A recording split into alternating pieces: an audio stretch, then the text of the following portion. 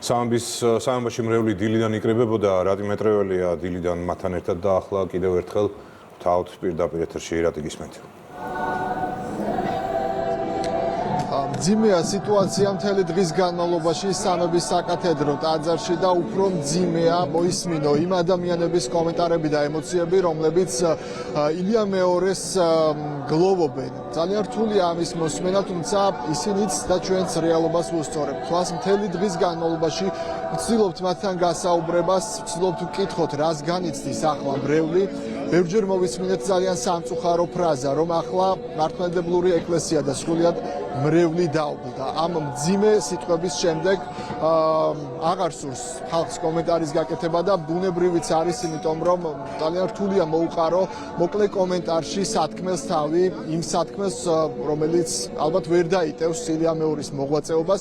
დილიდან ჯერ კიდევ სანამ გადმოასვენებდნენ აქ საქართველოს კათოლიკოს პატრიარქს შეკრებილი იყო მრევლი, აქ მიმდინარეობდა ტაძრის შიდა და გარე პერიმეტრის მოწესრიგება და ძალიან რთული იყო იმის გააზრება, თუ რისთვის ემზადებოდა ტაძარი.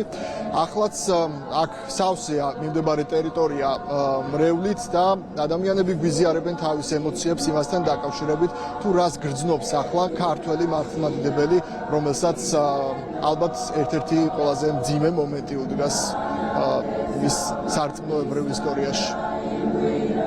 ძალიან დიდი სიყვარულის მატარებელი იყო თავადუწმინდესი და ჩვენ ნამდვილად გვაქვს ამ სიყვარულის მარცვალი, ასე რომ ჩვენს ხელშია გავითვალისწინოთ მისი დარიგებები და მისი სული შევავედროთ უფალს. ტკივილია დიდი ერის ქვეყნის გლოვობს მთელი საქართველო.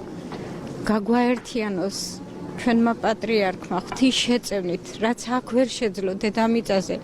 ვთხოვ უფალს, რომ იქედან დაგვეხმაროს ჩვენი პატრიარქი. ჩემთვის ძალიან ძნელი იყო ამის წარმოდგენა. მეგონა რომ არასოდეს არ წავიდოდა ჩვენგან. მაგრამ ძალიან გული დაგწყვიტა და ჩვენი სულიერი მამა იყო. ჩვენთვის ძალიან ძვირფასი ადამიანი იყო. მისი სიტყვა იყო ძალიან მნიშვნელოვანი საერთოდ ყველა ქართველისთვის. სრულიად საქართველოს, სრულიად მართლმადიდებლურ ქრისტიანულ სამყაროს ვუსამძიმრებ ამ უმძიმეს დღეს. ის იყო ამ ეპოქის ყველაზე დიდი სიწმინდე. დღეს ძალიან მიმძიმს ლაპარაკი ყველაფერზე, მაგრამ ბედნიერი ვარ ერთი იმით, რომ იმ ეპოქაში დავიბადე, როცა ის მოღვაწეობდა.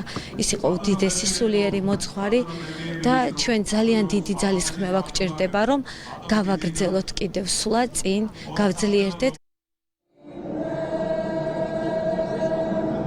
მიუხედავად ძალიან მძიმე მომენტისა და ბევრი მძიმე ემოციისა, მრევლი ახლა იმედით არის გამსჭვალული და იმედიანად უყურებს საკითხს, რომ მომავალი პატრიარქიც ისეთივე ღირსებით წარუძღება ეკლესიის მართვას, როგორც ეს ილია მეორემ ნახევარი საუკუნის განმავლობაში მოახერხა.